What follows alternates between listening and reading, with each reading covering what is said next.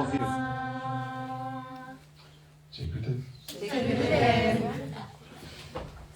Então, anteontem eu estava no Templo de Lisboa e eu falei sobre o tema que eu quero continuar hoje. Ontem também falei sobre esse tema, mas mudando o assunto cada vez, o que eu vou enfatizar do assunto, que é maturidade espiritual. Então, em Lisboa eu falei sobre a necessidade de controlar a mente. Krishna fala no Bhagavad Gita que uma mente descontrolada é nosso pior inimigo. E eu acho que muitas vezes as pessoas não levam isso a sério. Porque se você tem uma entidade dentro de você que é literalmente chamada seu pior inimigo, é preocupante. E eu acho que muitas vezes a gente aceita porque faz parte, em vez de realmente assumir esse projeto, trabalhar nisso e eventualmente converter esse tal pior inimigo ao que Krishna diz que também é possível, que é que essa mente pode se tornar seu melhor amigo. Mas existe um processo do ponto A ao ponto B, e isso não vai cair do céu. Não é uma coisa que você acorda de um dia para o outro e de repente a sua mente funciona em coerência total com a tua visão, com os teus objetivos para a sua vida. Você põe uma meta, você tem um objetivo, mas você tem partes de você que vão sempre lutar contra esse objetivo, ou vão escolher coisas que não são coerentes com esse objetivo. Porque nós não somos um ser só, somos um ser, sim, mas com várias partes distintas, fragmentos de quem nós somos que puxam em direções diferentes. Então o coração às vezes diz esquerda, a mente diz direita. Às vezes a minha inteligência diz: não devia comer depois das 8 da noite. Não é saudável. Mas o meu estômago, os meus olhos enxergam o praçado todo e dizem: bom, hoje é uma exceção. Mas amanhã vai ser a mesma coisa. Enfim, nós temos partes de nós que funcionam quase que como rivais, uma contra a outra. Então eu estava falando sobre o processo de como ultrapassar isso, como começar a trabalhar nisso na realidade. E eu expliquei o que é a mente, com 4 partes distintas, e montei ou apresentei 3 estratégias diferentes que nós podemos usar para combater ou começar esse processo de transformação para 3 das 4 partes. Isso foi anteontem. E demorou mais do que eu achava que ia demorar. Eu ia dar um satsang de meia hora, foi mais de 1 hora, enfim.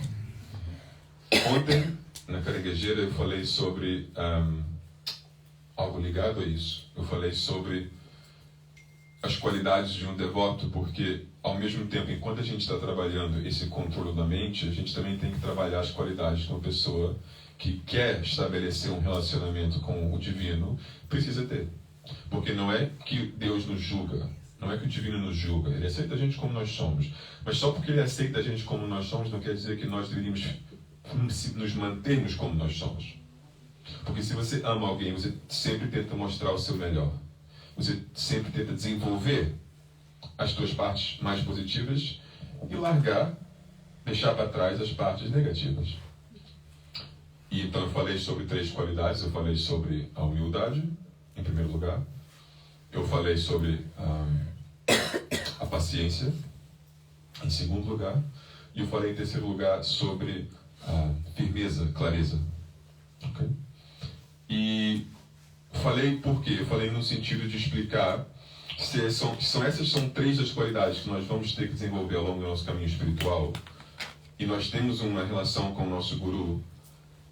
Teoricamente, ele vai criar situações na sua vida que vão tentar ampliar essas qualidades e suprimir ou até destruir as qualidades opostas. Faz parte do projeto.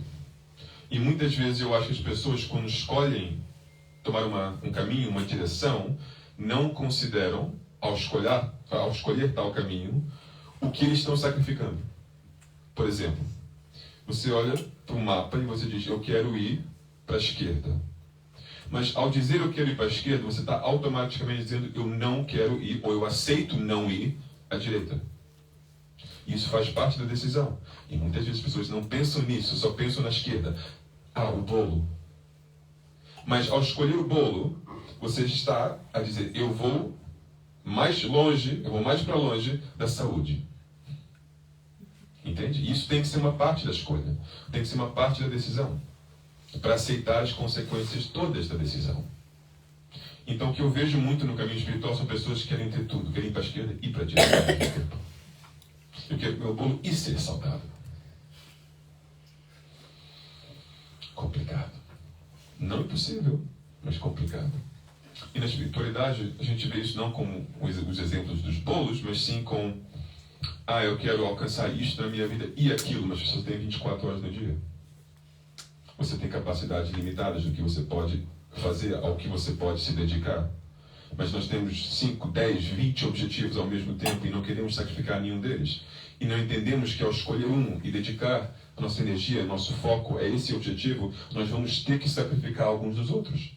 Porque não podemos fazer todos ao mesmo tempo. Você pode montar um esquema para a semana, um schedule assim, muito, muito bem pensado, para tentar alcançar o máximo possível, mas mesmo assim você sempre vai chegar a um limite que você vai ter que dizer, ok, esse não, agora não, nesta fase da minha vida não, etc, etc. Então esse processo de discernimento, de escolher conscientemente o que você quer e automaticamente o que você está disposto a sacrificar, ou a dizer não, faz parte da maturidade espiritual, da nossa maturidade de vida em geral. É assumir a responsabilidade plena das nossas escolhas. Algo que eu acho que faz falta, muitas vezes. As pessoas escolhem uma coisa, não têm plena consciência das consequências e depois reclamam, e reclamam, e reclamam, e se fazem de vítimas. Por que eu não tenho isso na minha vida? Porque você escolheu o oposto. Faz parte. Consequências. As escolhas têm um impacto. Não é? Então, hoje, o que eu quero dizer hoje para vocês? Continuando o tema da maturidade espiritual, eu queria falar sobre a necessidade de pôr essas ideias, o nosso discernimento, nossa sabedoria em prática. Não em termos de sadhana, não em termos de prática espiritual, meditação ou yoga, ou o que for que seja. Essas são as ferramentas que você usa para trabalhar esse discernimento, para obter esse discernimento. Mas sim, quando você o tem, teoricamente, como é que você vive isso em termos práticos? Porque o que eu vejo é que pessoas sábias, ou pelo menos eu considero sábias, deviam ser sábias, têm experiência suficiente de vida, continuam sendo estúpidas.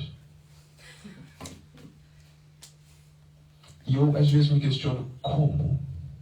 Por quê? Essa pessoa tem tanta experiência de vida, já passou por tantas coisas. Eu sei que tem da sabedoria, eu já falei com a pessoa, já conversei, já vi a pessoa em tantas situações e eu vejo tantos valores, tantos momentos de clareza, de inteligência, de competência, tantas coisas, mas depois chega a hora, por alguma razão, eles continuam pisando onde não deviam pisar. E eu penso, por quê? E eu vejo dois fatores muito fortes. Um fator está ligado ao que eu falei em Lisboa, que é não trabalharam o ego o suficiente. Então, toda a sabedoria que eles têm, a experiência que têm, acaba por passar pelo filtro do ego, que vai corromper essa sabedoria. Eles se colocam em primeiro lugar sempre. E isso, às vezes, é necessário, mas a maioria das vezes vai só prejudicar a decisão e a escolha que você vai tomar. Porque o ego tem um objetivo, que é te manter na sua zona de conforto, porque o ego não é muito inteligente. O ego quer prazer e quer evitar sofrimento. É o filtro do ego, básico. Eu quero prazer e quero evitar o sofrimento. E você pode estar ouvindo e dizendo, mas isso é bom. É bom, mas depende do preço. Prazer a qualquer custo não é bom. Evitar sofrimento que te vai levar a um objetivo bom para você não é bom. Então, um filtro tão básico como esse, eu quero prazer e eu quero evitar o sofrimento, muitas vezes é a razão por qual nós estragamos a nossa vida. Relações que você constrói ao longo de anos e anos e anos podem ser destruídas em um momento de prazer, por exemplo. Não é? Porque o preço foi alto demais. Então, simplesmente correr atrás do prazer e fugir do sofrimento não é uma solução para a vida. Tem que haver uma inteligência por detrás disso, um discernimento. Então o ego não é o nosso amigo nesses momentos. Porque o ego não é inteligente. A nossa inteligência, na filosofia hindu, separa a mente em partes diferentes. E o intelecto, a inteligência, é uma parte da mente separada e distinta do ego. O ego é uma parte da mente, a inteligência é outra. Então nós temos que dar mais força à inteligência e menos ao ego. Então eu vejo isso como sendo um dos maiores fatores do porquê que as pessoas que são inteligentes continuam tomando decisões erradas.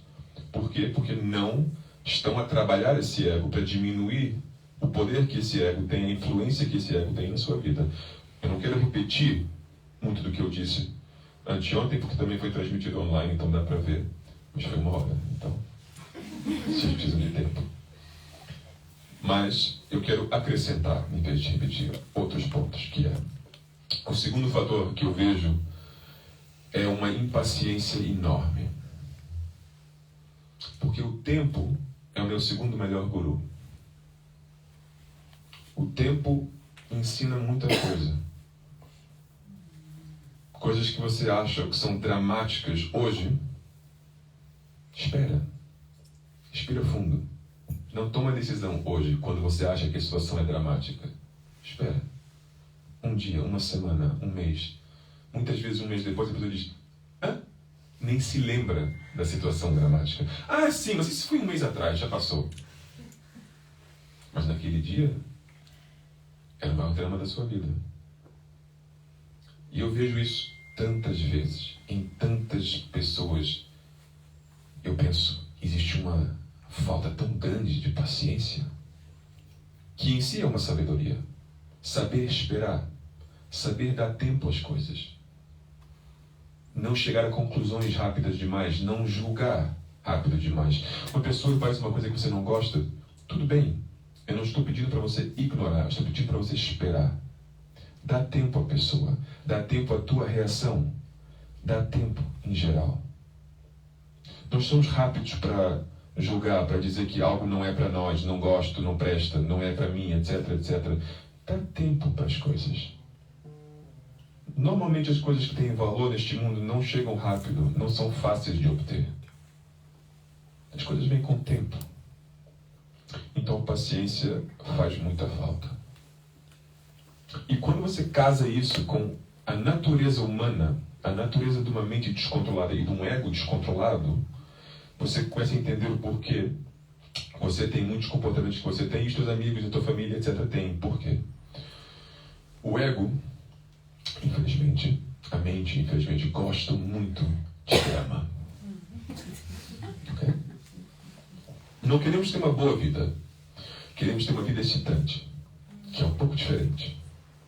Se eu tenho uma boa vida, mas uma vida chata,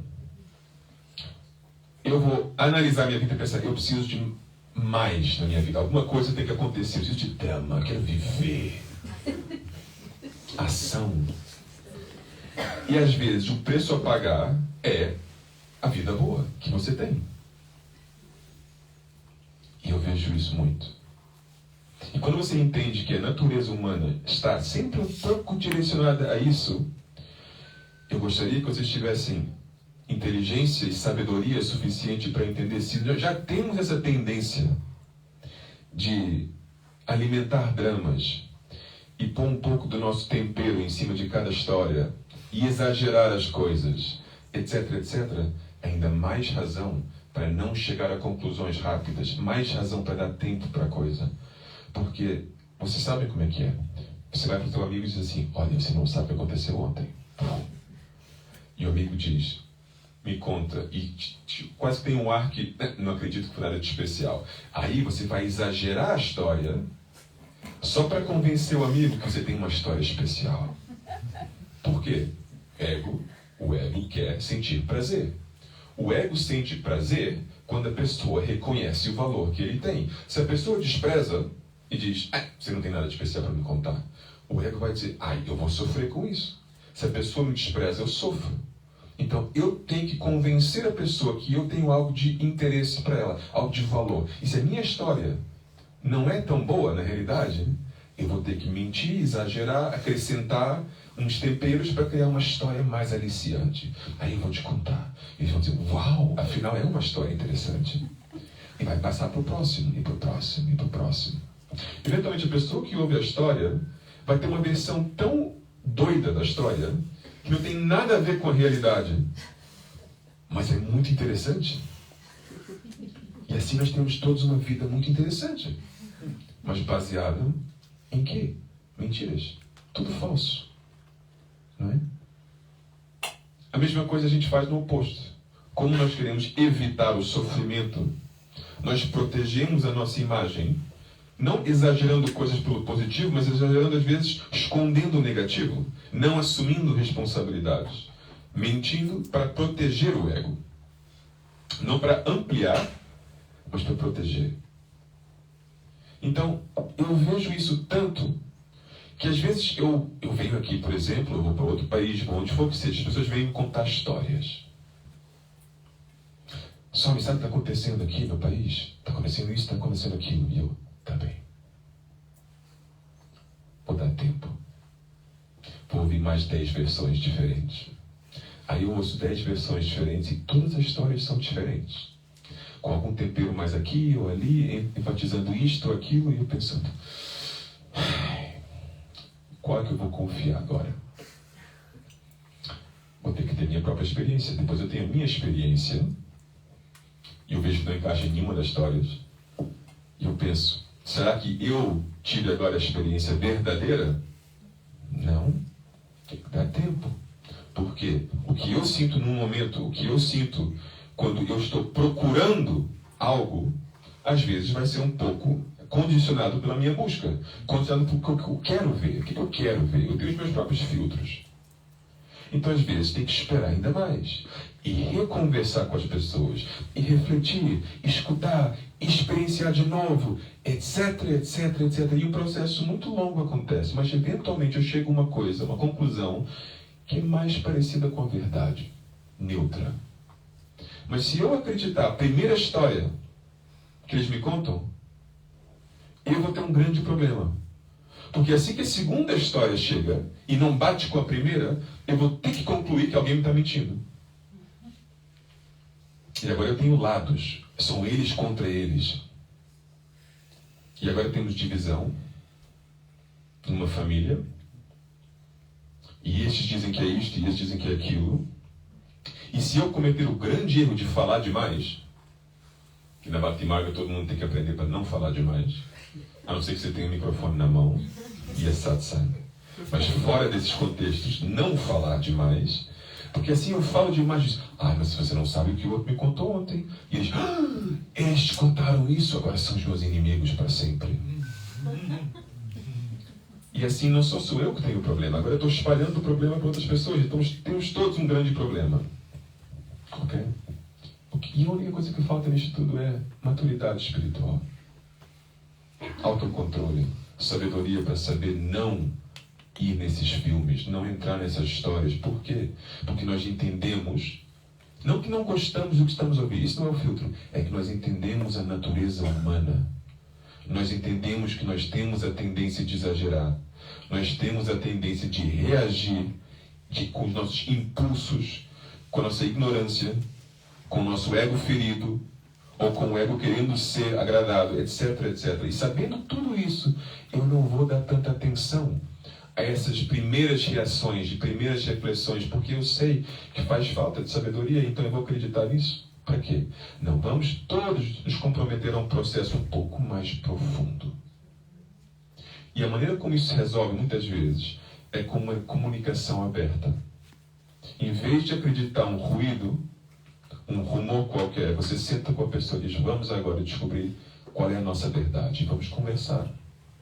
É mais duro, pode ser mais desafiante, pode ser mais cansativo, mas eu prefiro isso do que alimentar coisas falsas. Isso se chama maturidade espiritual. O que às vezes não é compatível com o que é conveniente. E muitas vezes na vida a pessoa escolhe o que é conveniente em vez do que é verdadeiro. Okay? Eu vou dizer uma coisa. Outro sacrifício que nós fazemos muitas vezes é não só o conveniente contra o verdadeiro, mas o ideal contra o real. Então, em que sentido? Eu tenho uma visão na minha cabeça de como as coisas deviam ser. Eu tenho a minha versão ideal da Bhakti Marga, do templo, do ashram, do Swami, da comunidade, etc. De como vocês todos deviam ser e agir. Okay? Se eu vejo que vocês não estão a corresponder a essa visão ideal que eu tenho na minha cabeça, eu tenho uma escolha a fazer. Que é aceitar ou rejeitar. Super simples. Depois de fazer essa escolha, por exemplo, vamos dizer que vamos aceitar porque nós somos muito espirituais. Eu aceito. Okay? Depois tem maneiras diferentes de aceitar. Tem o eu aceito. Paciência, o que eu posso fazer? Não controlo eles. Ou tem o aceito, tipo, não, eu aceito. Porque o mundo não revolve em torno de mim. O que eu acho que as coisas deviam ser ou não deviam ser, é só uma opinião entre 100. E eu tenho muito mais interesse em saber qual é a opinião dele, por exemplo. Qual é a versão ideal que ele vê ou enxerga. Porque se eu não considero isso 1000 vezes acima da minha, se calhar eu estou na comunidade errada. Faz parte dessa maturidade espiritual. Então, como é que eu vou saber, como é que eu vou procurar saber o que ele pensa sobre isto? A maioria das pessoas vão dizer, eu já sei o que ele pensa sobre isso. Porque eu e o Guruji, super conectados, e ele sempre concorda com tudo que eu penso, então... que não é real para literalmente ninguém. Não importa o quão próximo você é dele, ele discorda contigo de qualquer maneira. Ele vai discordar por você escolher a esquerda hoje. Se amanhã você escolher a direita, ele vai discordar também. Ele vai discordar só por discordar. Faz parte. Por quê? Isso eu expliquei ontem. O processo é, você tem que desenvolver certas qualidades. E para desenvolver essas qualidades, às vezes, ele tem que criar situações que te tiram da sua zona de conforto. Ok? O grande inimigo da espiritualidade e do crescimento, não só da espiritualidade, em qualquer área da vida, é a zona de conforto. Ok? As pessoas vêm ter comigo constantemente e dizem, Swami, eu estou no meu limite. Eu estou no meu limite, Swami, eu já não consigo mais. E às vezes eu tenho que, ouvir e... sim. Mas o que eu estou pensando é, você não está nada. O que você sabe sobre o teu limite? Quantas vezes eu já não ouvi isso das mesmas pessoas, e depois, uma semana depois, eles continuam lá, aparentemente com um novo limite. Magia.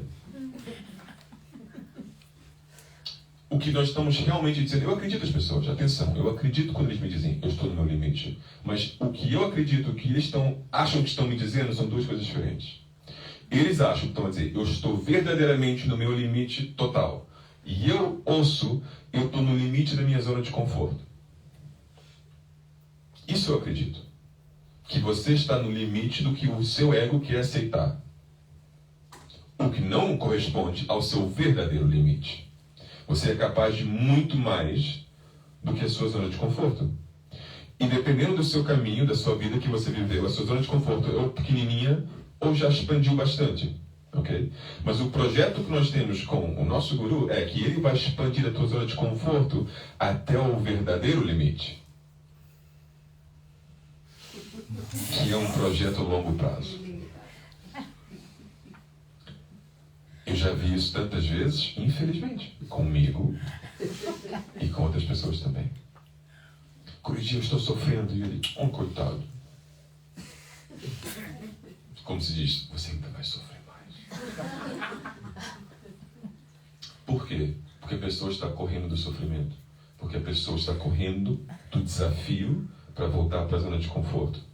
E ele me ensinou isso. Mais você corre desse desafio, mais você vai sofrer. Porque você vai sofrer por não crescer. Você vai sofrer por não ganhar a habilidade de lidar com essas situações no futuro. Se você não trabalha os seus músculos hoje, para eventualmente carregar um peso maior amanhã, quando o peso maior chegar, você não vai ter a capacidade de levantar e você vai sofrer mais, vai sofrer o dobro. Então você tem que trabalhar constantemente na sua capacidade de lidar com a vida, porque a vida continua. Se você é capaz ou não. Então, aumentando nossa capacidade, trabalhando nossa capacidade, vai nos preparar para não sofrer. Encarando o sofrimento hoje, em pedacinhos, em um processo bem pensado e bem construído, garante que, eventualmente, eu não vou ter uma coisa tão grande que eu não consigo lidar com ela e eu vou quebrar. Mas a pessoa que ignora isso e que só se protege na sua zona de conforto, na sua bolha, e nunca encara esse desafio, não aceita que sim, eu entendo essa colaboração que tem que acontecer, e você vai de propósito, de vez em quando, criar situações na minha vida que vão me tirar dessa zona de conforto. E se eu resistir isso, e se eu não aceitar esse processo, eu A, não estou colaborando contigo, e B, eu só estou prolongando o meu sofrimento. E eu vejo isso muito. Repito, em mim também e em outros. Então nós temos que aprender, ao longo dos anos, todos os satsangs, todas as explicações, eventualmente tem que dar fruto. E isso é uma questão de fé. Eu acredito ou não acredito no que ele me fala. Eu acredito que existe uma alma dentro de mim muito mais capaz do que a minha mente e meu corpo. Eu acredito que Deus existe e é a fonte do meu ser, e eu posso ter uma conexão com esse Deus e, consequentemente, uma capacidade de amor, de felicidade, de paz, 1000 vezes maior do que a que tenho hoje. Eu ou acredito nessas coisas ou não.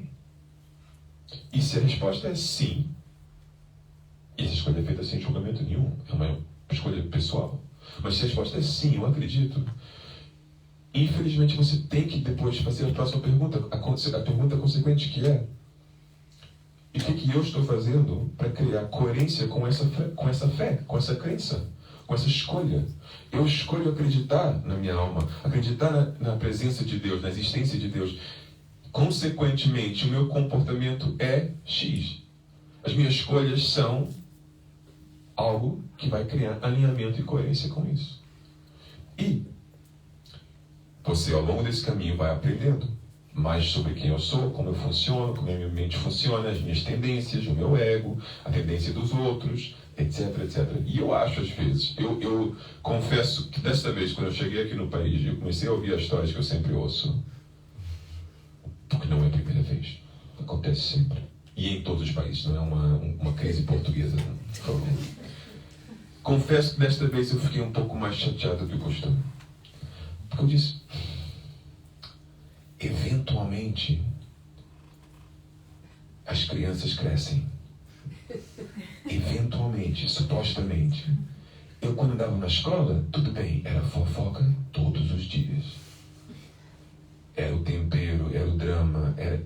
E claro, com 15 anos, quando uma coisa dramática acontece na sua vida, você vai dizer, o mundo está a acabar. Porque você só tem 15 anos de referência, você não tem vivência suficiente para entender e contextualizar a coisa. Mas com 30, 40, 50, 60, você pensa, bom, já tenho mais de 10 anos de praia, já devia saber um pouco mais. Não? Já devia saber lidar com isso de outra maneira, saber não dramatizar tanto a situação e me afastar um pouco da história e dizer, não, vamos ver isso com calma. Vamos pensar bem o que ele quer de nós. O que ele pede de mim? E eu vou dar um exemplo concreto. Uma pessoa uma vez veio ter comigo e disse, Swami, eu já não vou ao templo da minha comunidade. Eu disse, por quê? Porque eu tive brigas com pessoas da Sangha, pessoas da comunidade que frequentam o templo, e eu não quero ver essas pessoas, não me fazem bem. Então eu não quero visitar a Sangha, não quero visitar o templo. Eu disse, entendo, eu não te vou tirar a razão. Eu entendo. E essa autogestão de saber quando as coisas te fazem bem ou não, normalmente eu diria, ótimo. É um filtro necessário, respeito, não vou falar contra. Ok? Mas, nesta ocasião, não concordo. Por quê? Porque a coisa que mais te faz bem também está nesse templo. É o teu guru, as deidades. E se você não acredita que o bem que eles te trazem é maior que esse tal sofrimento que você sente na presença desse outro ser humano, ou a sua fé é muito fraca, Ou B, você não entendeu nada neste caminho. A pessoa olhando para mim, mais ou menos ofendida, mas ao mesmo tempo reconhecendo que provavelmente eu estava dizendo a verdade. Disse, eu vou ter que refletir no assunto. Eu disse, eu não te tirei a razão, mas eu estou te dando outra perspectiva. E se, na minha opinião, com a minha experiência de vida, essa questão chegar a ele, provavelmente ele vai dizer algo semelhante, no sentido que o que interessa, o que as outras pessoas fazem ou não fazem, você não vai para o templo para conviver com pessoas X. Não é o propósito da tua ida ao templo. Você vai para o templo para conectar com Deus. Se você vai para o templo para passar tempo com pessoa, o que for que seja, vai para o café, vai para um restaurante, vai para o cinema, vai passear no parque.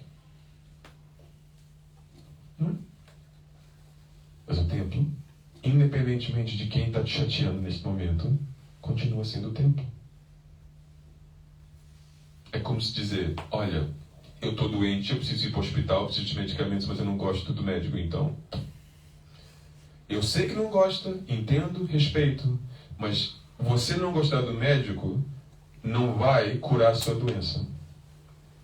Mas os medicamentos vão, teoricamente. Então, ultrapassa isso, porque tem um bem maior, mais necessário do que esse sofrimento circunstancial que você está sentindo neste momento. Não é? E eu vejo isso em tantas situações da nossa vida, e então eu penso sempre, o que ele me ensina a colocar em primeiro lugar? Quais são os valores, o foco que eu aprendi seguindo este caminho? E se você vê que os valores, os comportamentos que ele nos ensina não estão sendo vivendo em certos espaços, isso te incomoda, lembra que até acima dos valores existe algo que é a nossa relação com eles. Porque Guruji ama o maior pecador. Pode ser a pior pessoa no universo e ele vai te amar na mesma.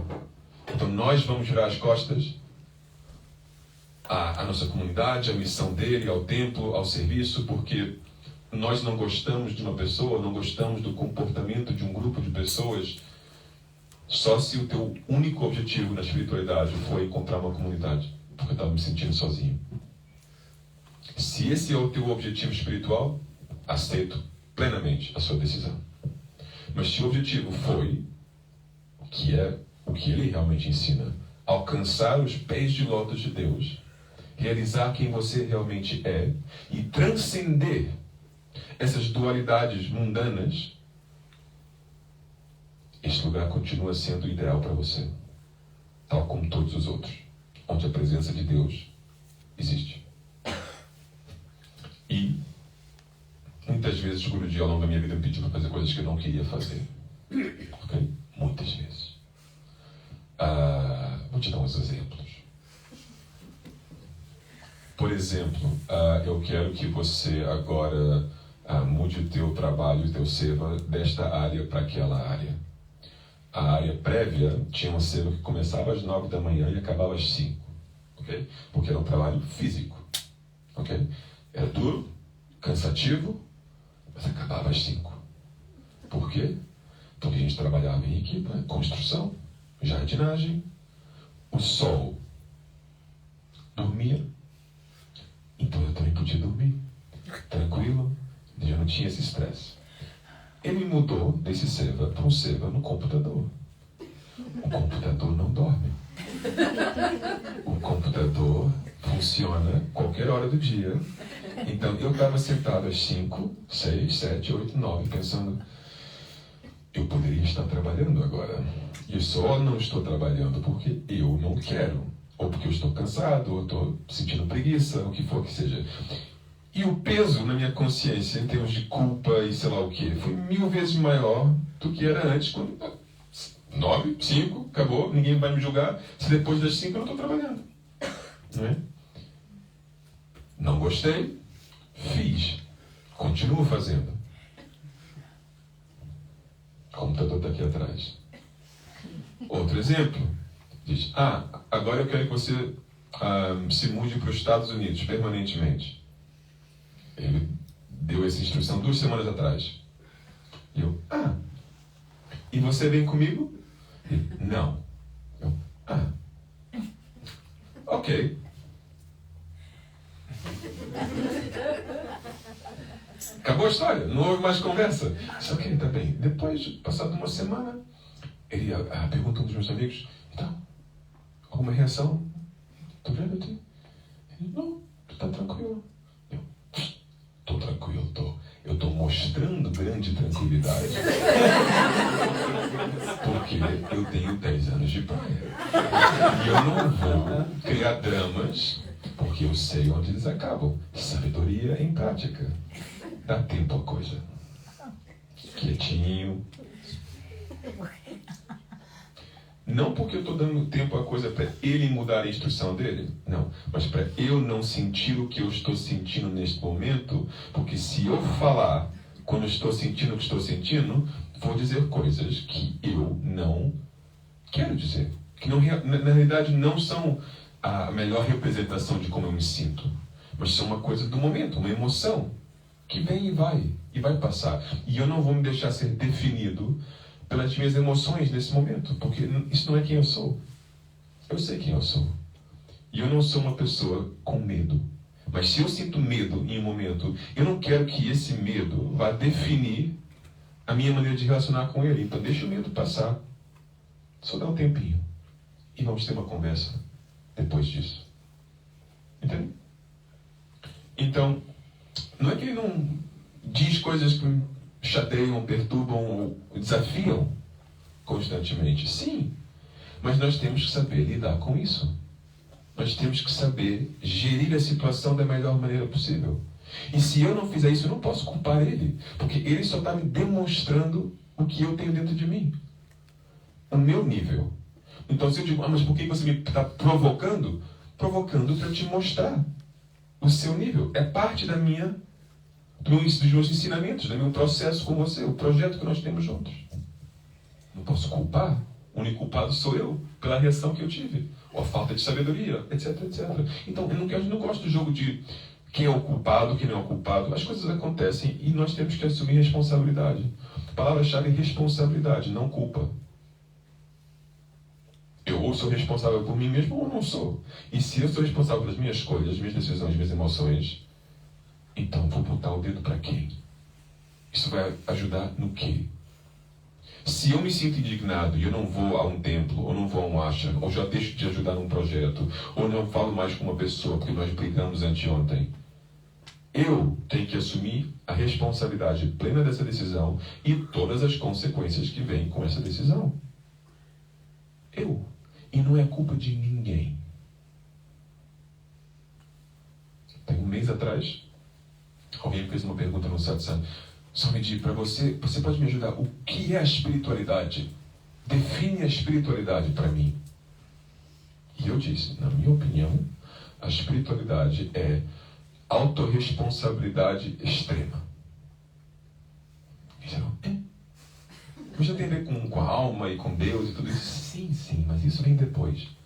Primeiro, total responsabilidade. Porque se você não aceita responsabilidade plena pela sua vida e as suas escolhas, você vai sempre se fazer de vítima e culpar alguém. E isso é Maya. É ilusão. Maya é o oposto de espiritualidade. Espiritualidade é a verdade. É o caminho que te leva àquilo que é verdadeiro. Então, se você alimenta falsidade na tua mente e você se faz de vítima e culpa os outros, você está em Maya. Então, o oposto disso é não culpar ninguém, não se fazer de vítima. Eu aceito responsabilidade pela minha vida. Primeiro passo da espiritualidade verdadeira. Aí sim a gente pode conversar sobre almas e Deus, e sadhanas e mantras e sei lá o quê. Mas primeiro, tu não és culpado, tu não és o culpado, meu vizinho não é o culpado, a minha sangue não é culpada. Não existe culpa. Existe responsabilidade. E eu posso sentir o que eu sinto, posso estar na situação que eu sinto, mas eu sou o único que posso fazer algo para mudar isto. O Guruji ele fala tantas vezes, eu posso preparar a comida, cozinhar a comida, te trazer a comida, pôr o prato na tua frente, pôr a comida na colher, pôr a colher na tua mão, pôr a colher dentro da tua boca. Mas eu não posso mastigar a comida e engolir. você tem que fazer isso. Então, no final das contas, todas essas circunstâncias podem acontecer comigo, mas eu tenho que assumir a responsabilidade no ponto final. Eu tenho que tomar a decisão. Então, são ideias que eu queria transmitir hoje, porque tem tudo a ver com esse tema, esse tópico que eu quero continuar nos próximos 2 tempos também, amanhã em Braga e depois em Viseu, no sábado, que é essa maturidade espiritual. Nós temos que crescer, não podemos ser crianças, porque o tempo passa e o tempo com Guruji não é ilimitado. Nós temos o tempo que nós temos, cada um de nós não sabemos quando vai terminar. Hoje estamos aqui, amanhã não sabemos, não é para assustar ninguém, mas não sabemos. Atualmente não sabemos. Então eu só quero, pelo menos, garantir que todos nós estamos conscientes o suficiente da necessidade de evoluir, da necessidade de não parar, não ficarmos presos no passado, mas sim crescer, evoluir, amadurecer. Não podemos ser crianças para sempre. E eu gostaria de chegar um dia e ouvir histórias, porque eu nunca vou deixar de ouvir histórias, mas histórias com menos tempero. Histórias menos exageradas. Ou histórias que acabam com mas no final do dia a responsabilidade é minha, então siga. Coisa linda. Me conta que existe um conflito, mas não é some, você resolve. Não é Guruji resolve. Não é eu não quero enfrentar isso, então virei as costas. Mas sim, mas eu vou resolver. Aconteceu A, B e C, não gostei, não gosto, mas eu sei que se eu manter as coisas dessa maneira, eu estou a contribuir ao problema. Se eu não me comprometer a resolver isto, eu sou parte do problema. E eu assumo essa responsabilidade. E eu não quero ser parte do problema. Porque não é isso que ele quer. Então, se eu não faço o que ele quer, eu estou aqui fazendo o quê? Não é? Então, é um desejo meu. Os desejos são muito perigosos. Mas espero que seja um desejo espiritual suficiente e alinhado o suficiente com a vontade dele, que não seja problemático nem para mim, nem para ninguém. Nós temos que sempre pensar 2 vezes, refletir, dar tempo às coisas. Ok? Tenta aprofundar as tuas reflexões, os teus pensamentos. Sejam pessoas mais profundas. E não caem nos jogos aqui fora, os filmes, as emoções, esses joguinhos do ego. Ok? O máximo possível. Chega.